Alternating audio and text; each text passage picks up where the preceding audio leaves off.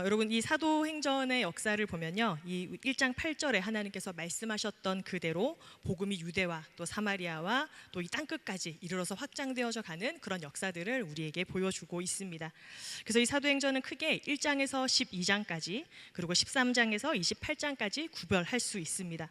그래서 12장까지는 크게 이 예루살렘을 중심으로 또 특별히 이 사도 베드로가 중점적으로 사역하고 있는 그런 내용들을 기록하고 있다면, 이제 오늘 함께 읽었던 이 13장부터 이제 끝까지 이어지는 말씀을 보면 이 복음이 안디옥으로부터 그리고 로마까지 이르러 확장되어지는 또 그러한 역사들이 기록되어져 있고, 이제 그 사역의 중심 가운데 바로 이 사도 바울이 나타나는 것을 우리는 알 수 있습니다. 지도를 하나 보여드릴 텐데요, 이 사도 바울의 이제 1차 전도 여행이 시작되어지고 있는 지도입니다. 이제 그가 핍박자에서 하나님의 증인으로서 이제 부름을 받고 이제 오늘 본격적으로 그 첫 번째 선교를 시작하게 되어지는데, 그는 이제 이 안디옥으로부터 또 그의 부르심을 받은 대로 계속해서 이 복음을 증거하는 그 사역들을 감당하게 됩니다. 그래서 오늘 본문의 이 사도행전 새롭게 이제 전환점을 맞이하게 되는데, 바로 그 복음의 센터로 등장하는 교회가 어떤 교회냐면 바로 이 안디옥 교회라고 오늘 본문은 소개를 하고 있습니다. 여러분, 이 안디옥은 당시에 이 로마 그리고 알렉산드리아와 함께 로마 제국의 3대 이 도시로 손꼽혔던 도시였습니다. 그래서 이 안디옥은 예루살렘보다 모든 면에서 뛰어났던 도시였어요. 사회, 경제, 문화, 정치 할 것 없이 예루살렘과는 비교도 안 될 만큼의 그런 큰 도시였습니다. 어찌 보면 하나님께서 이 안디옥을 통해서 이 복음이 증거되어지는데 그 전초 기지로 삼는 것이 어찌 보면 당연한 일이라고 생각될 수도 있습니다. 그래서 주님께서는 이곳을 이제 하나님의 선교의 중심지, 선교 센터로 삼으시고, 또 그곳에서 이 하나님의 말씀에 능통했던 이 바울과 또 위로의 사람이라 불려졌던 이 바나바를 통하여서 이렇게 훈련시키시고, 또 이 안디옥 교회를 통해서 복음이 전 세계로 뻗어 나갈 수 있도록 준비를 시켜 주셨습니다. 그래서 이 바나바와 또 이 바울의 아주 열정 있는 이런 사역을 통해서 이 안디옥 교회는 크게 부흥하고 성장하게 되었습니다. 그러면 도대체 이 안디옥 교회가 어떤 교회였길래 이렇게 이 선교의 중심으로서의 그 사역들을 감당할 수 있는가, 오늘 이 말씀을 통해서 함께 살펴보기를 원합니다. 1절부터 3절까지의 말씀을 보면 하나님께서 그들을 어떻게 부르시고 또 준비시키시는지를 살펴볼 수 있는데요, 우리 1절 말씀을 다시 한번 같이 읽도록 하겠습니다. 1절 말씀입니다. 시작. 안디옥 교회에 선지자들과 교사들이 있으니 곧 바나바와 니게르라 하는 시므온과 구레네 사람 루기오와 분봉왕 헤롯의 젖동생 마나인과 및 사울이라.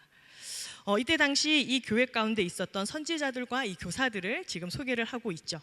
우리가 아는 것처럼 바나바와 사울은 유대인이었습니다. 근데 여기 지금 소개되는 사람 중에 니게르라고 하는 시므온이 있다, 이렇게 이야기합니다. 여러분, 이 니게르라고 하는 말은 검다라는 뜻입니다. 우리가 잘 아는 니그로라고 하는 말이죠. 즉 흑인이 이 가운데 있었다는 거예요. 그 다음에 또 소개되는 사람이 누구냐면 헤롯의 젖동생 마나인이다. 이 젖동생이라는 표현은 어떤 표현이냐면 함께 어릴 때부터 자랐던 그런 사람을 이야기하는 거예요. 그러면 어쨌거나 헤롯과 굉장히 가깝다는 것을 우리가 알 수 있잖아요. 근데 헤롯이 어떤 사람이었냐면 그 앞에 있던 12장에 굉장히 잔인하고 굉장히 포악하고 아주 극악무도한 사람으로 소개되고 있습니다. 그런데 지금 안디옥 교회의 이 리더십 가운데 그러한 사람과 중마고우인 이런 사람이 세워져 있다라는 것, 그냥 구성원도 아닌 그들의 리더십으로 모여 있다라는 겁니다. 여러분, 이런 구성원들을 보면 우리는 어떻게 생각할 수 있습니까? 이 안디옥 교회 가운데 굉장히 열린 마음이 있었다는 것을 우리는 알 수 있습니다. 민족을 뛰어넘고 또 그들의 출신이 어떠한지 그런 어떤 배경에 상관하지 않고 그들이 얼마나 하나님에 대해서 바르게 서 있는가, 이것들을 보고 그들의 지도자로 세웠다라는 것. 그렇기 때문에 하나님께서는 이 안디옥 교회를 통해서 이 이방 선교를 위한 그런 중심지로, 선교의 센터로 이 교회를 삼으셨다라는 것을 알 수 있습니다. 그래서 그들은 모든 사람에 대해서 편견 없이 열려있는 마음으로 오로지 말씀에 대한 그런 기준과 근거를 통해서 또 그들의 지도자들을 세웠다라는 것. 그럼 여러분, 사실 이건 성경에서 이렇게 기록되어져 있고 또 우리는 너무나 익숙하게 듣고 있어서 안디옥 교회가 그렇구나 할 수 있습니다. 그죠? 근데 사실 우리가 조금만 더 깊이 생각해 보면 이렇게 다양한 그런 민족, 또 그들이 가지고 있는 이런 여러 배경, 이런 것들을 뛰어넘어서 이 한 공동체가 된다라고 하는 것, 사실 얼마나 어려운 일입니까? 우리 청년 드림 공동체도 한번 생각해 보십시오. 저도 말씀을 준비하다가 우리 청년 드림을 어떻게 이렇게 카테고리 할 수 있을까 생각을 해봤는데 사실 쉽지 않더라고요. 여러분, 우리 1청과 2청의 이 나이 차이가 얼마나 나는지 아십니까? 네, 우리 1청, 우리 새내기들은 이제 막 20살이잖아요. 근데 나이 많게는 우리 30대 중반에 우리 지체들이 같이 모여 있어요. 그리고 또 직업, 또 아니면 공부하고 있는 사람, 또 아니면 새롭게 이제 일들을 준비하고 있는 사람. 그리고 사실 우리가 또 조금씩 물어보면은 또 각자 출신도 사실 우리도 굉장히 다양한 사람들이 지금 모여 있잖아요. 그런데 우리가 매주 같이 모여서 한 마음으로 찬양하고 예배하고, 사실 우리 이 청년 드림을 생각해봐도 정말 이것이 교회구나. 우리가 교회가 아니라면 어떻게 이런 사람들이 지금 이렇게 모여 있을 수 있겠습니까? 그죠? 근데 안디옥 교회가 바로 그러했다라는 것. 그들이 이 모든 것을 뛰어넘을 수 있었던 그 하나의 이유가 무엇이냐면 바로 하나님의 말씀에 대한 비전, 그것을 사모하는 마음이 같았기 때문에 그들은 모여 있었다는 거예요. 즉 땅끝까지 이르러 너희가 복음의 증인이 되라 라고 하신 그 말씀 앞에 그들이 모였고, 또 그 말씀을 지키기 위해서 그들이 이 개방성을 가지고 또 모두를 수용하면서 하나님의 그 복음을 증거하는 그 위대한 사명들을 감당했다라는 겁니다. 이처럼 사랑하는 여러분, 우리 역시도요, 이 안디옥 교회의 이런 모습들을 닮아갈 수 있기를 축복합니다. 우리 안에 여러 다양한 모습들이 있고 또 나와 다른 그런 사람들의 모습들이 있지만, 우리가 이 말씀 앞에 우리를 하나님의 복음의 증인으로 불러주신 이 한 가지의 동일한 그 비전들을 우리가 꿈꾸면서 우리가 하나됨을 이루어가고 또 하나님의 뜻을 이루어가기 위해서 애쓰는 그런 공동체가 될 수 있기를 주님의 이름으로 축복합니다. 이것이 안디옥 교회가 가지고 있었던 하나님께서 그들을 쓰시기에 가장 아름다운 그런 모습들이었다는 거. 자, 그러면 또 어떤 모습들이 그들에게 있었는지 우리 2절과 3절 말씀 또 같이 한번 읽어보도록 하겠습니다. 2절과 3절 말씀입니다. 시작. 주를 섬겨 금식할 때에 성령이 이르시되 내가 불러 시키는 일을 위하여 바나바와 사울을 따로 세우라 하시니 이에 금식하며 기도하고 두 사람에게 안수하여 보내니라. 아멘. 그들이 금식하며 기도하는 중에 성령께서 이 바나바와 바울을 따로 세우라 이렇게 말씀하셨고, 또 이 말씀에 순종해서 또 그들을 안수하고 파송했다 이렇게 기록을 하고 있습니다. 여러분, 이 장면도 우리가 그냥 보면 이렇게 생각할 수 있죠. 보내심을 받았고 또 가라고 하시니까 가셨구나. 근데 여러분, 이걸 우리 교회의 상황으로 한번 바꿔서 표현해 보면 이럴 수 있습니다. 지금 우리 제일교회 담임 목사님 여러분 성함 알고 계시죠? 여러분 알고 계시죠? 담임 목사님 성함이 뭐예요, 여러분? 네, 우리 박영호 담임 목사님입니다. 그죠? 지금 우리 제일교회에서 아주 열정적으로 또 우리 말씀 사역으로 잘 감당해주고 계시는데, 우리 박영호 담임 목사님 우리 교회에서 이렇게 열심히 또 잘 사역해주고 계시는데, 어느 날 갑자기 우리 당회에서 우리 목사님께서 이렇게 말씀도 잘 증거해 주시고 또 사역을 잘 감당하시니까 우리 교회에서 그만 놔드려야 된다고. 그래서 저 아프리카의 선교사로 우리가 보내드리면 좋겠다. 여러분, 그 결정들을 하루아침에 한다면 우리 이 제일교회는 어떻게 될까요, 여러분? 물론 우리도 이제 기도하면서 목사님을 기쁨으로 보내드릴 수 있겠죠. 그러나 우리 안에도 그런 아쉬움들이 있지 않겠습니까? 그 좋은 목사님께서 우리 교회를 더 오래 섬겨주셨으면 하는 그 마음들. 근데 안디옥 교회가 그랬거든요. 이 바울과 바나바가 아주 열정적으로 이 사역을 감당했고 또 성령의 능력이 나타나서 정말 거기에 하나님의 부응하게 하시는 그런 놀라운 은혜들이 있었다는 거예요. 그런데 그들을 더 남아서 그냥 이 안디옥 교회를 위해서 섬겨주기를 바라는 것이 아니라 오히려 그들을 하나님의 복음을 더 증거하는 그런 선교사로 파송했다라는 것. 하나님의 그런 크신 뜻, 땅끝까지 복음이 증거되어야 한다라고 하는 하나님의 그 말씀에 순종해서 이 교회는 그렇게 이 성령의 음성을 따라서 그들을 따로 세우고 파송하는 일에 주저하지 않았다라는 것. 사랑하는 여러분, 여기 있는 저 그리고 여러분 또 각자에게 하나님께서 주시는 그런 사명들이 다 있습니다. 우리가 요즘 계속해서 이렇게 복음의 증인이 되어야 된다라고 하니까 혹시 여러분들 마음 가운데 또 그런 부담이 있는 분들이 있을지 모르겠어요. 목사님 자꾸 이렇게 복음의 증인이 되라, 우리가 전도자가 돼야 된다 하는데 목회자가 되라는 말인가? 우리도 다 사역자가 돼야지만 이 일을 감당하는 건가? 아닙니다, 여러분. 하나님께서 우리에게 허락하시는 그 삶의 자리에서도 우리가 얼마든지 그런 선교적 삶을 살아갈 수 있는 거예요. 중요한 것은 각자에게 주시는 그 부르심에 따라 우리가 순종하면서 또 함께 하나님의 음성을 들을 수 있는 그런 기도의 공동체, 말씀의 공동체, 예배의 공동체가 되어야 한다라는 거예요. 하나님께서 우리에게 사인을 주실 때, 우리가 이렇게 해야 된다 음성을 주실 때 우리가 그 음성들을 분별하지 못해서 또 구별하지 못해서 순종하는 일이 없도록 우리가 이처럼 이 안디옥 교회가 함께 모여서 늘 금식하고 또 예배하고 또 그렇게 했던 것처럼 우리 역시도 하나님의 그 부르심에 민감하게 반응할 수 있는 그런 공동체가 될 수 있기를 주님의 이름으로 축복합니다. 여러분, 지금 우리가 이 20, 30대에 아주 중요한 인생의 시기들을 살아갑니다. 또 각자 하나님께서 주시는 그런 삶의 방향을 따라서 우리가 그렇게 한 걸음 한 걸음 우리가 내딛고 있는데, 여러분, 때로는 우리의 이 예배 현장이 하나님의 임재를 경험하는 그런 놀라운 축복의 장이 될 줄로 믿습니다. 때론 여러분들이 조용히 따로 기도드리는 바로 그 기도의 자리에서도 또 하나님의 그런 음성들을 듣게 될 줄로 믿습니다. 또 때로는 전혀 생각하지 못했던 그런 사람과 또 어떤 의외의 대화 가운데 또 하나님의 그런 음성들을 우리가 분별하고 또 깨달아 들을 수 있게 되기를 축복합니다. 그러기 위해서 우리가 조급해하지 않고 또한 인내하면서 하나님의 그 뜻들을 우리가 분별하기 위해서 계속 그렇게 기도의 자리에 머물 수 있게 되기를 축복합니다. 이렇게 해서 이 안디옥 교회가 성령의 그 음성에 순종해서 이제 그들을 파송하는데요. 우리 4절 말씀을 같이 한번 읽어보겠습니다. 4절 말씀입니다. 시작. 두 사람이 성령의 보내심을 받아 실루기아에 내려가 거기서 배 타고 구브로로 가서, 이제 바나바와 바울은 이제 첫 번째 그 선교의 여정을 시작하게 됩니다. 어느 곳으로 가게 됐냐면 이제 그들이 배를 타고 구브로로 갔다 이야기를 합니다. 이 구브로라는 지역이 우리가 키프러스라고 이야기하는 지역이고 또 사이프러스라고 이렇게 이야기하는 그런 곳이기도 합니다. 이제 안디옥에서 파송을 받아서 배를 타고 이제 그곳으로 간 것이죠. 근데 이 구브로가 어디냐면 바로 바나바의 고향입니다. 이제 하나님께서 이방을 향해서 이제 첫 이 선교의 여정을 이제 명령하셨는데, 사실 여러분, 이 바나바와 바울의 입장에서도 정말 아무런 정보가 없는 곳에 가기는 힘들지 않았을까요? 그 말씀에 순종해서 가기는 했지만, 그래서 그들이 선택한 곳이 바로 이 바나바의 고향이었다. 바로 이러한 첫걸음을 통해서 하나님께서는 그 놀라운 이 이방 선교의 역사들을 시작하셨다라는 겁니다. 그렇기 때문에 여러분, 아까 말씀드렸던 것처럼 우리의 삶의 자리가 그런 선교의 현장이 될 수 있는 것입니다. 우리의 가정이, 내가 속해 있는 직장이, 또 나의 이런 이 학교가, 또 내가 이 하나님께서 허락하시는 사람들과의 그런 만남의 그런 자리들, 그 모든 것이 하나님께서 또한 우리가 또 우리의 복음을 증거해야 하고 또 우리의 삶으로 우리가 증인됨을 나타내야 하는 그런 삶의 자리임을 알고 우리가 그렇게 하루하루 살아갈 수 있었으면 좋겠습니다. 우리의 말 한마디를 통해서 또 우리의 그런 따뜻한 어떤 표정 하나를 통해서 우리가 예수님의 사랑을 얼마든지 나눌 수 있다라는 거예요. 그들이 이제 배를 타고 이렇게 첫 번째 여정을 시작했던 것처럼 여러분, 우리들의 이 삶에 이 복음의 닻을 올리고 우리가 하나님과 함께 이런 멋진 이 여정들을 시작할 수 있었으면 좋겠습니다.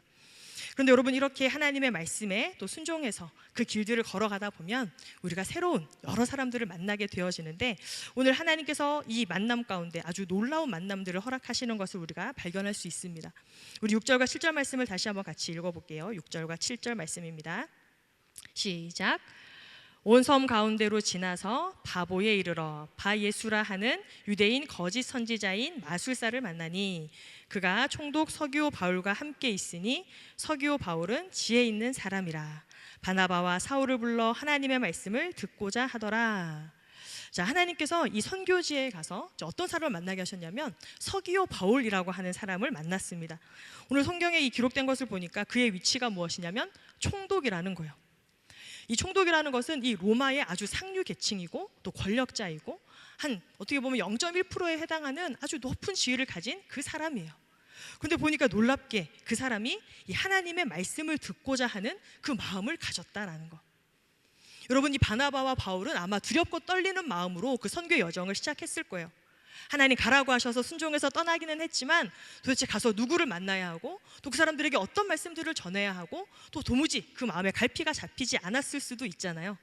근데 오늘 하나님께서 예비하신 사람이 무려 총독이라는 것. 여러분, 우리가 이러한 모습들을 보면서 또 하나님의 음성들, 하나님의 마음을 또 깨달을 수 있습니다. 어떤 마음이냐? 하나님은 이 구원의 소식을 듣는데 제외시키는 사람이 없다라는 거예요. 사실 우리는 언뜻 또 쉽게 생각하면은 왠지 가난하고 소외된 사람들, 그런 사람들을 우리가 먼저 만나야 되지 않나? 우리는 쉽게 그런 생각들을 할 수 있습니다. 여러분, 물론 그런 약한 사람들, 어려운 사람들, 소외된 사람들, 또 그런 사람들에게 우리의 이 사랑과 손을 내밀어야 하는 게 마땅하죠. 그런데 그렇다고 해서 여러분, 그러면 이런 권력자들은 이런 복음에서 배제되어야 마땅합니까? 그들은 이 땅에서 자신의 부를 누리고 권력을 누리고 힘을 누리니까 그 사람들에게는 굳이 복음을 전하지 않아도 될까요? 그렇지 않다라는 거예요. 오히려 놀랍게도 하나님은 이 서기오 바울, 이 총독이 하나님의 말씀을 듣고자 하는 그런 열정들을 주셨고, 여러분 이렇게 총독이 정말 하나님을 믿게 되면 또 그가 미칠 수 있는 영향력이 얼마나 크겠습니까? 하나님은 그렇게 이런 준비된 영혼을 허락하셨다라는 것. 여러분 여기에서 우리는 중요한 신학적인 개념을 하나 발견할 수 있습니다. 어떠한 개념이냐면, 사실 우리가 교회에서도 열심히 지금 선교를 감당하고 있습니다. 그렇죠? 그래서 우리가 교회가 마치 이 선교를 하는 주체가 되는 것 같고, 교회가 선교를 한다 우리가 생각할 수 있어요. 그래서 성경을 읽어보면 교회 역시도 그저 하나님의 선교의 도구라는 것, 오히려 하나님의 선교라고 하는 큰 개념이 우리에게 있다라는 겁니다. 하나님의 그 선교 가운데 이 교회라고 하는 도구가 있고, 또 때로는 하나님께서 어떤 가정, 학교, 그런 어떤 단체들, 이런 것들을 통해서 하나님의 선교들을 이루어 가신다라는 거예요. 그래서 어떻게 보면 교회가 선교하는 것보다 훨씬 더 큰 개념으로 이 하나님의 선교는 계속해서 이루어져 가고 있다라는 것. 그래서 하나님께서는 정말 땅끝까지 이르러서 모든 사람들이 구원을 받기 위해서 모든 방법들을 통해서 하나님의 선교를 이루어 가고 계신다라는 것. 그래서 이 바울과 또 바나바가 가는 그곳에 이 서기오 바울 총독을 만나도록 하나님께서 준비하셨다라는 거예요. 여러분, 이제 우리가 수련회를 마치고 나면 이제 일본 나가사키 성지 순례를 갑니다. 사실 저는 이런 마음을 가지고 또 기대하고 있어요. 사실 그곳에 가서 우리가 어떤 사람들을 만날 수 있을까? 또 그곳에 가서 우리가 어떻게 복음을 증거할 수 있는 기회가 있을까? 이런 생각들이 있는데, 또 오늘 말씀을 준비하면서 비록 우리는 지금 다 알 수 없지만 또 그곳에도 분명히 하나님께서 예비해 두신 그런 준비된 영혼이 있을 것이다. 정말 우리가 그저 다가가서 그저 한마디를 했을 뿐인데 정말 하나님에 대해서 궁금해하고 있었던 그런 영혼들 하나님께서 우리에게 만나게 하실 줄로 믿습니다. 그래서 우리가 담대하게 또 이렇게 우리가 할 수 있는 대로 우리가 복음 증거하는 그 일들을 감당하는 것이죠. 자, 그런데 이렇게 하나님께서 예비해 두신 이런 선한 영혼들, 아름다운 영혼들, 이런 영혼들만 만나는 것이 아니라 또 누구를 만났냐면, 아까 6절을 보니까요, 바예수라고 하는 마술사를 만났다 이야기합니다. 이 마술사가 이 총독 옆에 탁 붙어서 이 바울과 바나바가 전하는 그 복음을 잘 듣지 못하게 방해를 하고 있는 그런 역할들을 하는 거죠. 근데 우리가 아까 읽었던 말씀을 보면 이 서기오 바울은 권력자였고 또 그 당대에 또 지혜가 있었던 그런 사람이에요. 또 권력자였죠. 근데 그런 사람 옆에 여전히 이런 마술사 같은 존재가 있다. 여러분, 이것은 무엇을 의미하는 걸까요? 우리 인간의 지혜가 아무리 뛰어나지만 그 한계가 있다라는 거예요. 권력자의 옆에 여전히 이렇게 마술을 행하는 그런 사람들을 두고 있다라는 것. 그리고 또한 이런 로마의 지식의 한계를 또 명확하게 보여주는 겁니다. 이때 이 바울이 성령의 충만함을 통하여서 그를 꾸짖고 이제 그의 눈을 멀게 하는 이 사건들이 기록되어져 있죠. 여러분, 우리 담임 목사님께서 계속해서 이 말씀들을 같이 이렇게 준비할 때 저희 교역자들에게 이런 말씀들을 하세요. 이 말씀을 보면서 어떤 좀 이 상상력들, 영화적인 상상력들을 좀 발휘하면서 이 본문을 읽으면 좋겠다. 그래서 여러분, 이 대결, 오늘 본문에는 사실 되게 간단하게 이야기되어 있거든요. 바울이 뭐라고 얘기했냐면, 이제 주의 손이 내 위에 임하였고 이제 내가 맹인이 되어서 얼마 동안 해를 보지 못하리라. 근데 여러분, 이렇게 이 바울과 이 마술사가 대결하는 장면, 우리가 영화로 한번 구성해 본다면 어떤 영화가 좀 적합할까요? 금방 떠오르는 영화가 있지 않습니까? 상대는 마술사거든요. 그래서 저는 해리포터를 한번 생각해 봤어요. 여러분, 해리포터의 다양한 그런 어떤 마법 주문들이 나오잖아요. 그래서 제가 몇 개를 찾아봤거든요. 봤더니 이런 주문들이 있어요. 여러분, 그냥 여러분 이거 상상해 보는 거예요. 이 바울과 그 다음에 이 마술사가 대결을 이제 하는 그런 장면으로 상상을 해보면, 제가 이 마법 주문들을 몇 개 찾아보니까 이런 주문들이 있어요. 윙가르디움 레이오우사. 여기 발음이 되게 중요하더라고요. 그 해리포터에서 이렇게 철자를 하나 틀리면 마술이 나가지 않거든요. 그래서 이 첫 번째 마술은 뭐냐면 이제 공중부양하는 마술. 여러분들은 혹시 마술을 행할 수 있다면 어떤 게 좋은지 한번 생각해 보세요. 그다음 두 번째 찾아봤던 마술은 뭐냐면 기억을 지우는 마법입니다. 혹시 내가 실수했던 거 이렇게 기억을 지워서 집에 가서 이불킥하지 않도록, 이건 발음이 또 이래요. 오블리 비아테. 정확하게 말을 해야 돼요, 여러분. 자, 그다음 세 번째는 뭐냐면 레질리먼시라고 하는 이 주문이 있더라고요. 저는 찾아보다가 이 마법을 좀 할 수 있으면 좋겠다. 왜 제가 이 마법을 할 수 있으면 좋겠다 생각했을까요? 여러분들이 쉽게 말하지 못하는 그런 마음들을 읽을 수 있으면 좋겠다. 이 마음을 읽는 주문이거든요. 근데 또 그렇게 생각했다가 너무 스토커처럼 좀 보이진 않을까? 이런 생각을 또 잠시 해보기도 했어요. 자, 그 다음에 마지막, 어떻게 보면은 이 마술사가 이런 주문을 할 수 있었다면 이 상대를 기절시키는 주문이거든요. 스투페파이. 그러면서 바울에게 한번 이렇게 덤벼 봤을 수도 있죠. 자, 그때 우리 바울은 뭐라고 이렇게 얘기를 했으면 좋았을까? 사실 여러분, 우리가 이 교회에서 좀 전통적으로요, 어떤 축기를 행하거나 아니면 이제 좀 아픈 사람들을 위해서 기도할 때 우리가 이 워딩을 많이 써요. 나사렛 예수 그리스도의 이름으로 명하노니. 여러분 들어보셨죠? 그래서 아마도 이 마술사가 뭐라고 막 이렇게 자기 나름대로 그런 마술들을 행했겠죠. 그때 이 바울이 나사렛 예수 그리스도의 이름으로 명하노니 너는 이제 앞을 보지 못하게 될 것이고 며칠 동안 내 눈이 가려질 것이다. 이렇게 하면서 아주 멋지게 그를 제압하고 이 성령의 능력을 보여주는 그런 장면을 우리가 상상해 볼 수 있는 거예요. 여러분들은 우리가 이렇게 성경에서 어떤 이런 기적들이 나올 때 어떤 마음으로 성경을 읽으십니까? 여러분, 사실 저는 어렸을 때, 제가 처음에도 예전에 한번 말씀드렸지만 제가 중고등학교 때 굉장히 뜨거웠던 사람이거든요. 그래서 성경에 어떤 그런 기적들이 나오면은 항상 따라서 그렇게 기도를 했던 기억이 있습니다. 베드로가 무리를 걸었던 그런 본문들을 보면 저도 기도하는 거예요. 하나님, 베드로가 무리를 걸었다는데 저도 무리를 걷고 싶습니다. 근데 제가 이 바닷가에, 포항에 우리 영일대 앞에 바닷가에서 무리를 걸을 수 있었을까요? 네, 걸을 수 없었습니다. 안타깝게. 또 이런 이 바울의 기적들을 보면 막 저도 이렇게 따라서 해보고 싶은 거예요. 내가 기도하면 정말 저 상대방이 앞이 보이지 않고, 여러분 그러면 너무 막 신날 것 같지 않으세요? 근데 사실 아직은 좀 믿음이 부족해서 이제 그런 기적들이 나타나고 있진 않아요. 자, 그런데 여러분, 중요한 게 무엇이냐면 우리가 이 말씀에 순종해서 이 복음을 따라 살아가려고 할 때 늘 우리의 삶의 현장 가운데 정말 이런 어떤 바울과 같이 강력한 도전이 아니라 할지라도 우리가 말씀을 따라 살아가는 그 신앙의 여정에 많은 방해물들이 있다는 거예요. 여러분들 그런 경험들은 좀 쉽게 해보지 않으셨어요? 내가 새해를 시작할 때 항상 많이 다짐하잖아요. 올해 새벽 기도를 내가 꼭 시작하겠다. 하루 이틀은 잘 가요. 그런데 이제 한 셋째 날쯤 되면 갑자기 그렇게 연락이 자주 오는 거예요. 저녁에 좀 누구 만나자.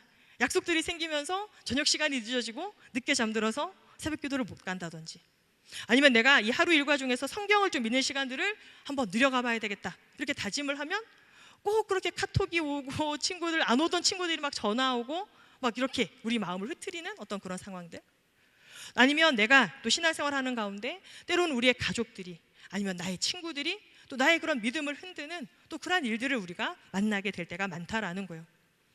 그리고 이제 제가 이 군에 가기 전에요, 이 소망교회라는 곳에서 한 6년 동안 이 청소년부를 사역했던 적이 있습니다. 그래서 매년 겨울이 되면 이제 선교지를 가거든요.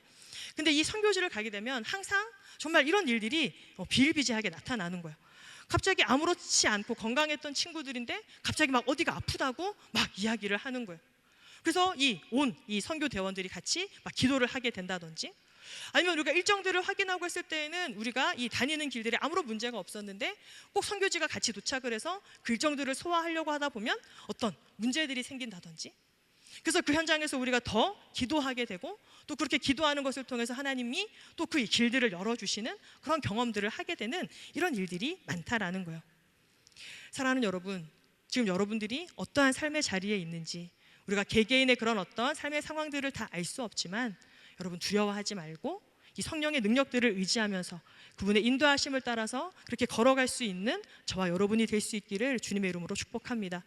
그렇게 할 때 하나님께서 우리 가운데 성령의 능력을 통해서 또 그 모든 문제들을 뛰어넘는 하나님의 은혜들을 보게 하실 줄로 믿습니다. 그래서 바울이 성령의 충만한 가운데 그렇게 이 마술사의 그런 능력들을 제압하고 하나님의 능력들을 이제 보게 하니까 이 총독이 이 놀라운 일들을 바라보면서 하나님에 대해서 더 사모하는 마음, 또 하나님의 말씀을 알고자 하는 또 그런 모습들을 갖게 되었다라는 겁니다. 여러분, 우리는 때때로 이런 위대한 사도들의 모습들을 보면 우리 마음 가운데 좀 그런 불편한 마음들이 있죠. 사도 바울은 사도 바울이니까 내가 어떤 일들을 할 수 있을까? 이런 생각들을 할 수도 있습니다. 근데 여러분, 우리 나비 효과라고 하는 말 잘 알고 있지 않습니까? 나비의 그런 작은 이 날개짓이 먼 곳에서 폭풍을 일으킬 수도 있다라는 것. 하나님께서 내게 허락하신 그 삶의 자리에서 우리가 작은 노력을 할지라도 하나님께서 그 작은 노력들을 통해서 하나님이 예비해 두신 놀라운 그런 복음의 역사들을 우리로 하여금 보게 하실 수 있다라는 거예요. 우리가 그것들을 기대하면서 그렇게 우리가 걸어갈 수 있는 저와 여러분이 되었으면 좋겠습니다. 여러분, 이 배 사진을 하나 보여드릴 텐데요. 흔히 사람들이 우리 인생을 항해에 비유할 때가 많지 않습니까? 그래서 때로는 우리가 이 거친 파도가 두려워서 출항하는 것 그 자체를 또 주저하고 또 두려워하고 망설일 때가 있습니다. 그런데 여러분, 이 배가 항구에 있으면 당연히 안전하지만 이 배가 이 항구에 있는 것이 그 목적이 아니잖아요. 그것처럼 여러분, 우리가 인생이라고 하는 이런 바다, 우리가 항해를 이제 하게 될 텐데 때로는 그런 거친 이 풍랑들을 만날 때 여러분 두려워하지 않았으면 좋겠습니다.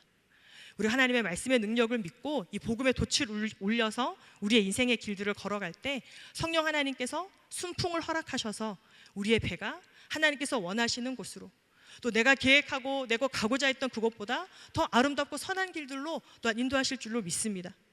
때때로 여러분, 우리의 인생 가운데 거친 파도가, 풍랑이 우리의 마음을 두렵게 한다 할지라도 여러분, 그 풍랑을 만드신 분이 누굽니까? 바로 우리 하나님이지 않습니까?